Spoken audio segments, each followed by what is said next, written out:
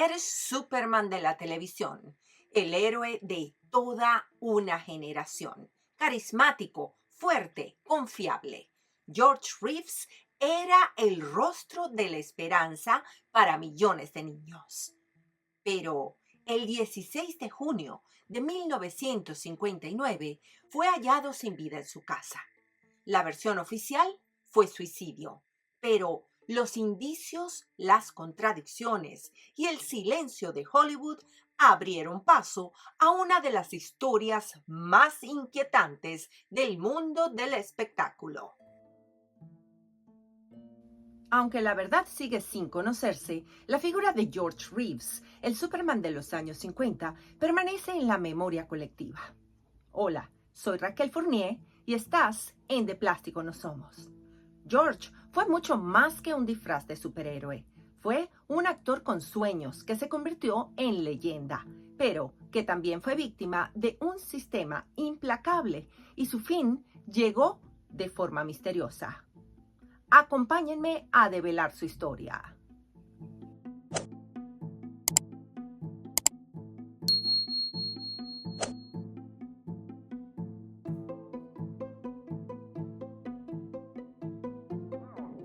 Allá en el cielo, miren, es un ave, es un avión, no, es Superman. Así iniciaba la serie de televisión Superman. George Keffer Brewer nació el 5 de enero de 1914 en Woolstock, Iowa. Tras la separación de sus padres, se mudó con su madre a Pasadena, en California. Allí adoptó el apellido de su padrastro, convirtiéndose en George Besolo.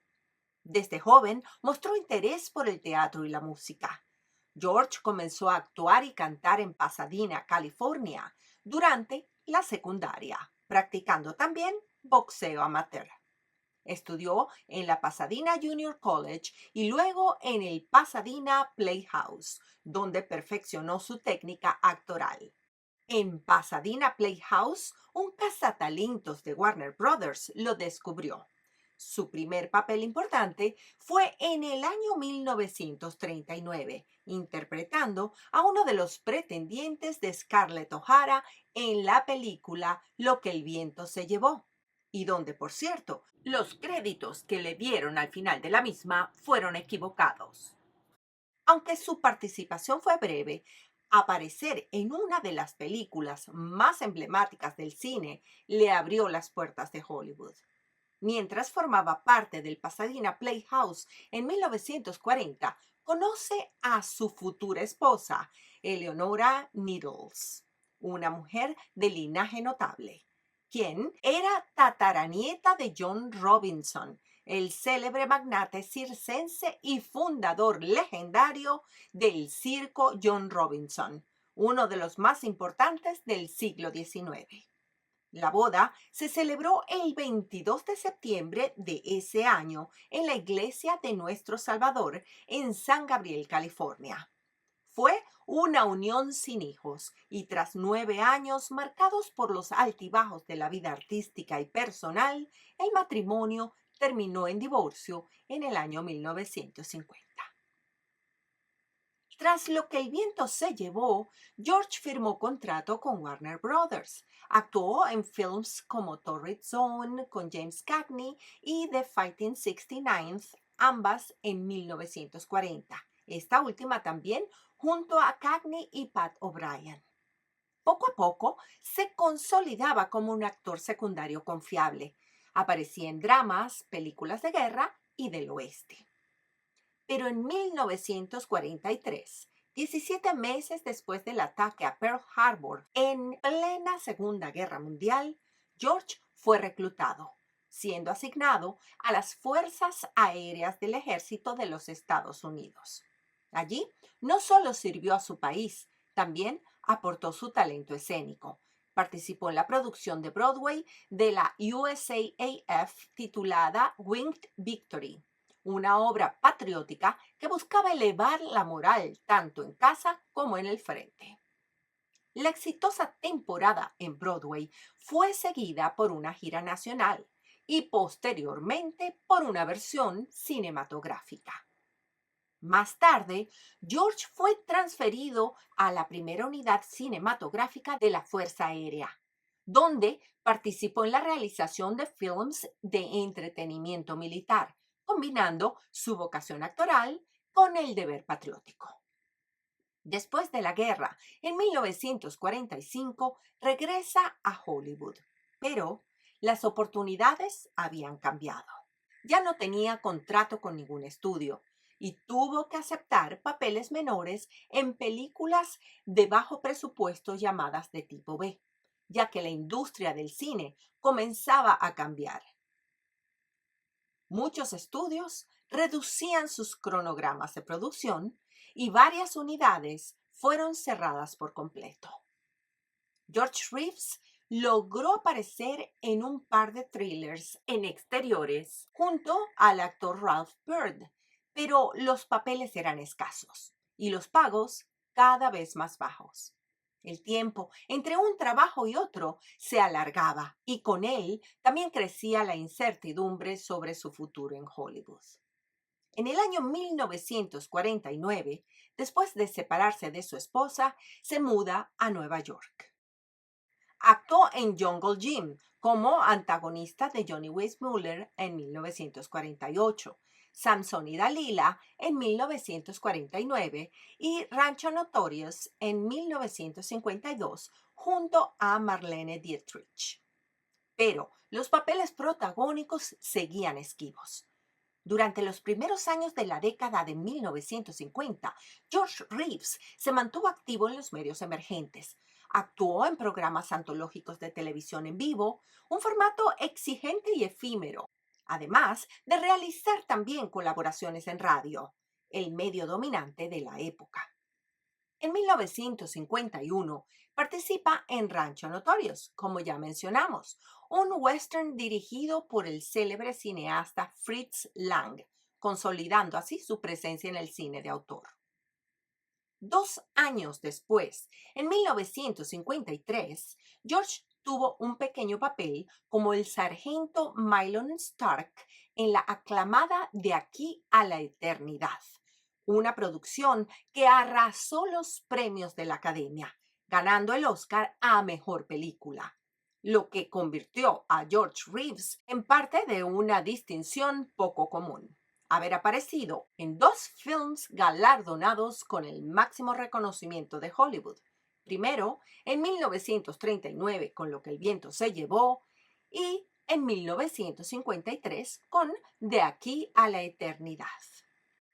Pero en realidad el proceso que llevó a George al papel que lo inmortalizaría comenzó en 1951, cuando fue elegido para protagonizar Superman and the Mole Men, o en español, Superman y los Hombres Topo, una película de bajo presupuesto que funcionaría también como piloto para la serie de televisión.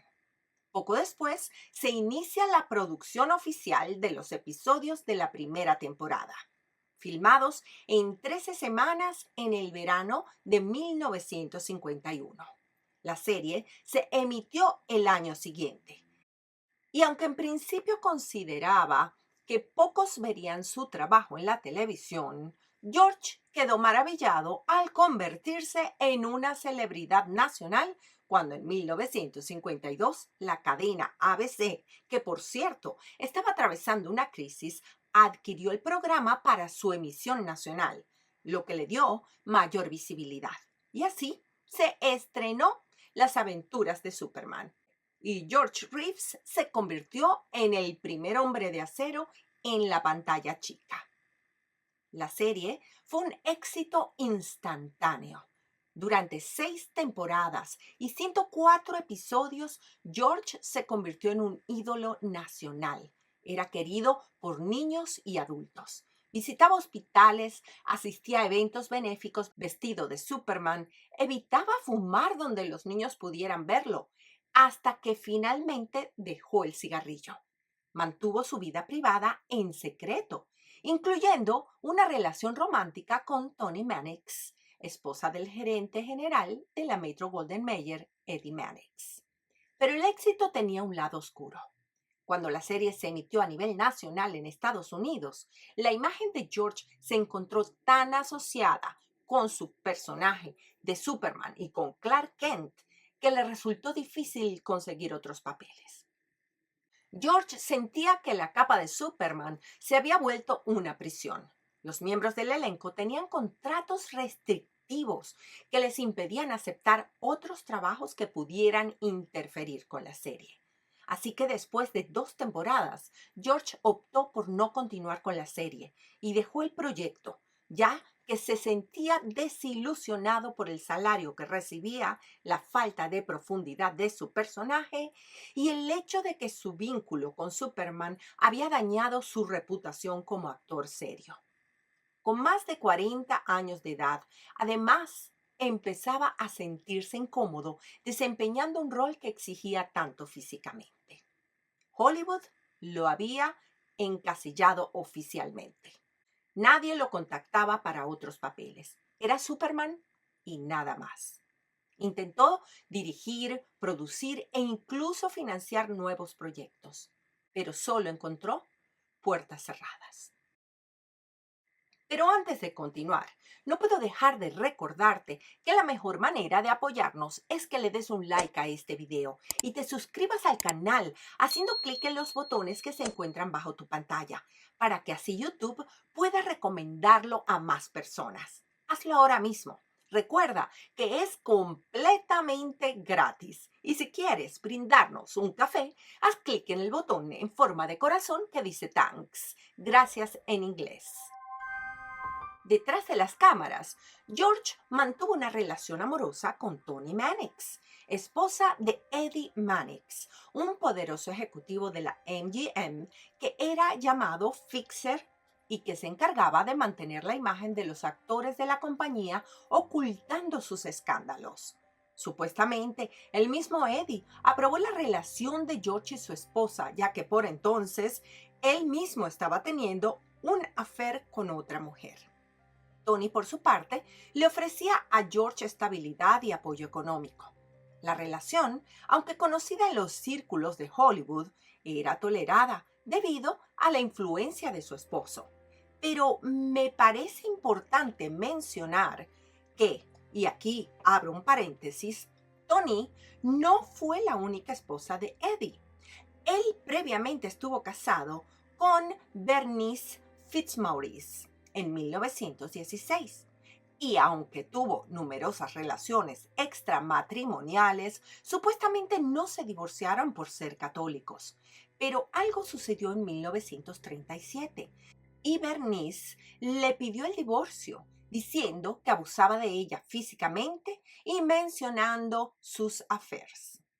Antes de que su esposa presentara oficialmente el divorcio, fallece en un accidente automovilístico en las afueras de Palm Springs, en California, el 18 de noviembre de 1937. Por otra parte, Eddie Mannix inició una relación extramatrimonial con Mary Nolan durante su matrimonio con Bernice Mannix en 1927. El ejecutivo utilizó la influencia para impulsar la carrera de Mary dentro de la MGM. Poco después del estreno de la película Desert Nights en 1929, donde Mary participó, Eddie terminó abruptamente la relación. Esto la enfureció y lo amenazó con contarle a su esposa, Bernice, sobre el romance. Furioso, Eddie la golpeó hasta dejarla inconsciente.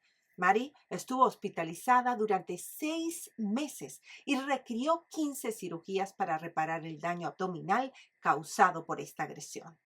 Ahora sí, continuemos con George. George quería más en su vida.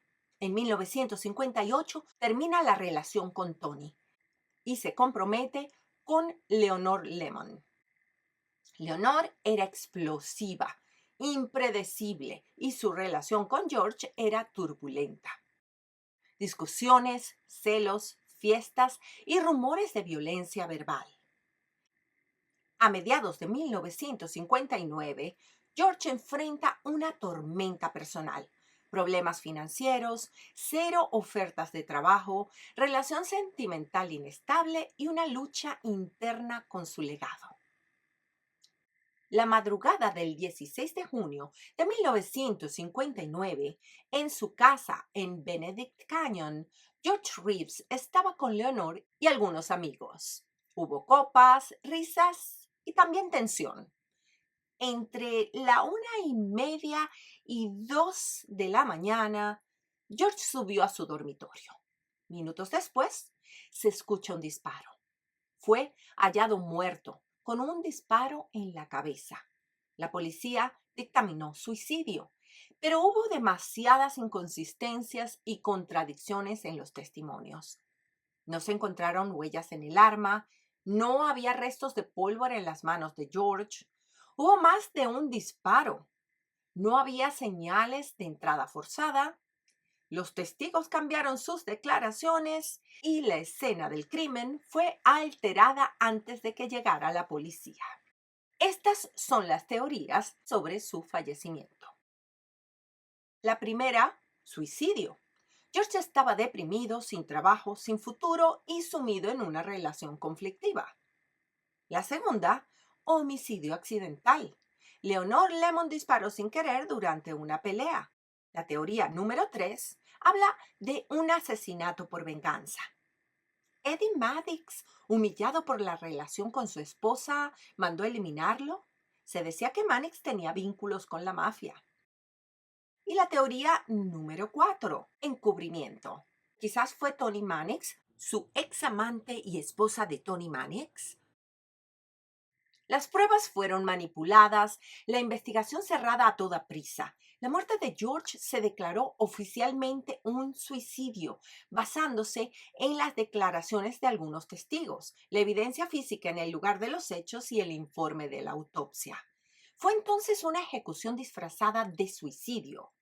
Hasta hoy no hay pruebas concluyentes. La noticia del aparente suicidio de George Reeves generó dudas desde el primer momento. Su madre, convencida de que la investigación había sido precipitada y superficial, contrató al reconocido abogado Jerry Gisler con el objeto de reabrir el caso y solicitar una nueva autopsia bajo la hipótesis de homicidio. Los resultados de esta segunda autopsia coincidieron en gran medida con los iniciales. Sin embargo, se documentó la presencia de hematomas inexplicables en la cabeza y el cuerpo, lo que añadió nuevas interrogantes al caso. Un mes más tarde, ante la falta de pruebas concluyentes que contradijeran la versión oficial, Gisler se retiró del caso, no sin antes declarar públicamente su convencimiento de que la herida de bala había sido efectivamente autoinfligida. Pese a ello, en Hollywood, la incredulidad persistía. Los actores Alan Ladd y Gig Young expresaron su escepticismo. El actor Rory Calhoun, amigo cercano de Reeves, fue tajante al decir: nadie en Hollywood creyó la historia del suicidio. George Reeves fue más que Superman. Fue un actor con talento, atrapado por una industria que lo encasilló y una fama que se volvió una carga. Su historia inspiró películas como Hollywoodland en 2006, donde Ben Affleck interpretó su vida y su muerte. Hoy su rostro sigue siendo recordado con una mezcla de admiración y tristeza. George Reeves fue el primer Superman para millones de niños, un héroe en pantalla y un alma atormentada fuera de ella. Su muerte sigue siendo un misterio. ¿Fue su final un grito silencioso o un crimen encubierto? Tal vez nunca lo sabremos. Nos vemos en un próximo video. Soy Raquel Fournier y me despido, como siempre, recordándoles que de plástico no somos.